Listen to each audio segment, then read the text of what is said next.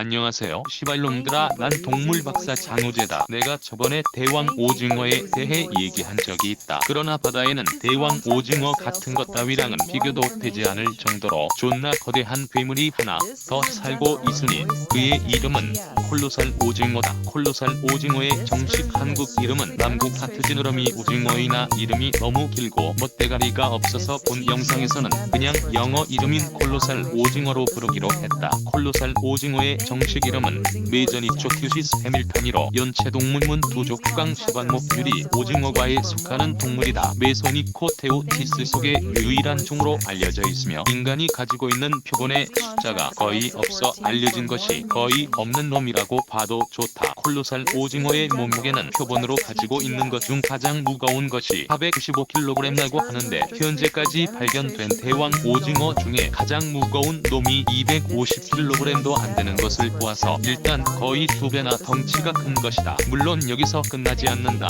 대왕 오징어의 최대 천적이 향유고래듯이 이 오징어의 천적도 향유고래인데 이 향유고래에 의해서는 소화가 덜 된 대왕 오징어 콜로살 오징어의 부리가 발견된다 말이야. 근데 향유고래 위에서 발견된 부리 중에서 가장 큰 부리를 가지고 덩치를 계산해봤는데 600에서 700kg 정도라고 추측이 되었다. 그러니 사람이 가지고 있는 표본 말고 실제 바다에서는 600에서 700kg 급의 덩치를 가졌거나 혹은 그보다 더 거대한 놈이 살고 있을 수 있다는 얘기다. 여튼 이것은 무척추 동물 중에서는 세상에서 가장 큰 사이즈라고 보시면 됩니다. 콜로살 오징어의 최대 몸 길이는 9에서 10m로 추정되는데 대왕 오징어 중 가장 큰 표본이 13m 언저리인 것을 생각해보면 길이상으로는 대왕 오징어보다 좀 짧다고 보면 됩니다. 콜로살 오징어는 발견된 사례가 워낙 적어서 이 놈들의 행동에 대해서는 거의 알려져 있지 않지만 먹이를 유인하기 위해 발광기를 적극적으로 사용하는 것으로 알려져 있다. 콜로살 오징어는 다른 오징어들과 신체 구조가 거의 비슷하다. 몸통 끝에 한 쌍의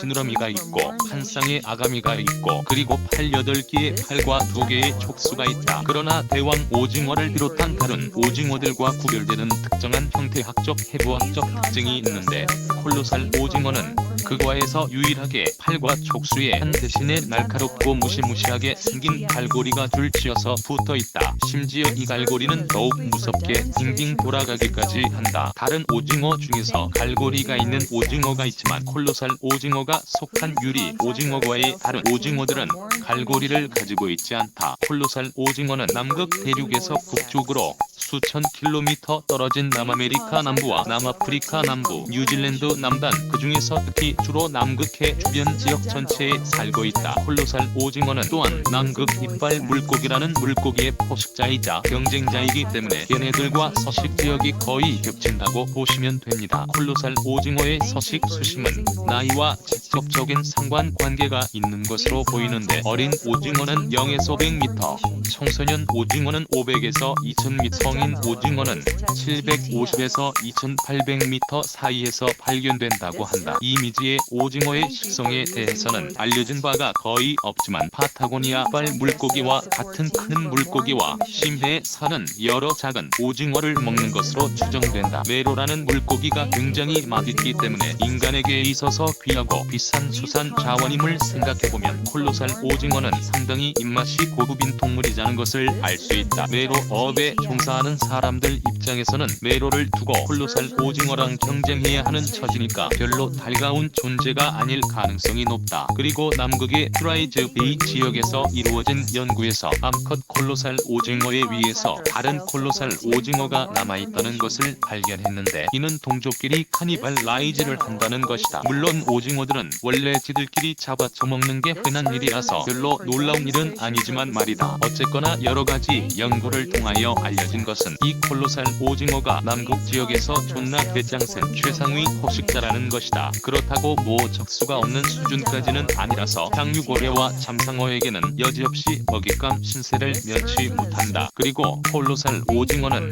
매우 느린 신진대사를 가졌을 것으로 추측되는데 500kg 덩치를 가진 성체 기준으로 기준으로 매일 약 10g의 먹이만 있어도 충분히 살아있을 수 있다고 한다. 신진대사가 그렇게 느린 걸 생각해보면 아마도 재빠르게 움직여서 적극적으로 먹이를 사냥하기보다는 숨어있다가 먹이가 보이면 천천히 움직이는 매복 포식자일 것이고, 큰 눈을 주로 사냥보다는 적을 탐지하는 데 사용할 것이다. 많은 향유고래들은 등에 콜로살 오징어의 갈고리 때문에 생긴 것으로 추정되는 존나 흉측하게 생긴 흉터를 가지고 있다. 누차 반복해서 말하지만 콜로살 오징어는 향유고래의 주식이라고 할 정도다. 향유고래들에 의해서 발견되는 오징어 부리의 14%는 콜로살 오징어의 부리인데, 이는 콜로살 오징어가 향유고래들이 소비하는 전체 영양분의 77%를 차지한다는 것을 나타낸다고 한다. 그리고 많은 다른 동물들도 콜로살 오징어를 먹고 사는데, 여기에는 부리고래, 예로 남방 큰고래 등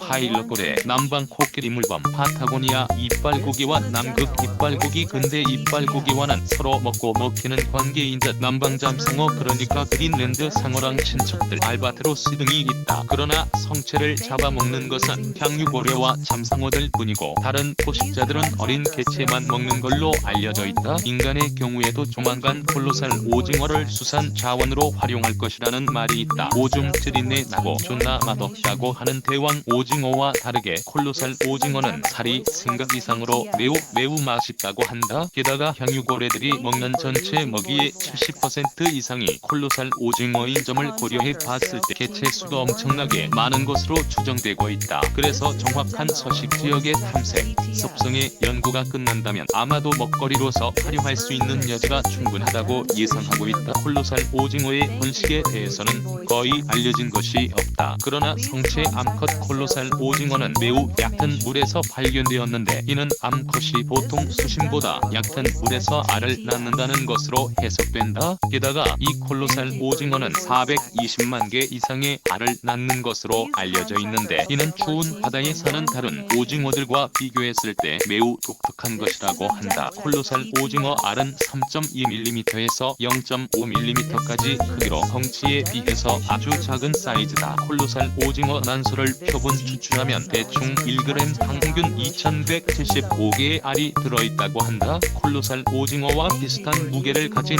예를 들어서 황새치 척추동물의 경우에 적절한 시력에 필요한 평균 눈집경은 10cm이지만 콜로살 오징어의 눈집경은 무려 40cm나 된다. 그렇기에 당연하게도 눈이 매우 좋을 것으로 예상되는데, 콜로살 오징어의 시력은 향유고래가 초음파로 먹이를 감지해내는 범위인 120m 바깥 이상에서도 포식자 움직임을 감지할 수 있다고 한다. 아무래도 빛이 거의 들어오지 않는 깊은 심해에서 사는 데 비해서 대부분의 감각을 시각에 의존하다 보니 이렇게 극단적으로 눈이 발달한 것이 아닌가 싶다. 그리고 콜로살 오징어의 눈에는 발광기가 존재하고 거기에는 빛을 내뿜는 박테리아가 공생하기 때문에 옅은 눈에서 강력한 안광을 내뿜어서 이것으로 먹이를 유인한다. 비록 오징어는 소리를 들을 수 없지만 그들은 원정상세포라고 불리는 기관을 통해 음파의 움직임을 감지할 수 있다. 오징어 정상세포는 500Hz 미만의 저주파 소리에 반응할 수 있다고 한다. 근데 어쨌거나 콜로살 오징어는 기본적으로 높은 주파수의 예를 들어 고래 음파 탐지기와 같은 완벽하게 비먹거리이기 때문에 포식자들을 피하기 위해 오로지 시력에만 몰빵 100% 의존한다고 보시면 됩니다. 그래서 시력이 극단적으로 발달한 것이고요. 그러면 여기까지 설명을 모두 마치도록 하겠다. 다음 영상에서 볼 때까지 잘 지내도록 해라. 여기까지 동물박사 장호재였다.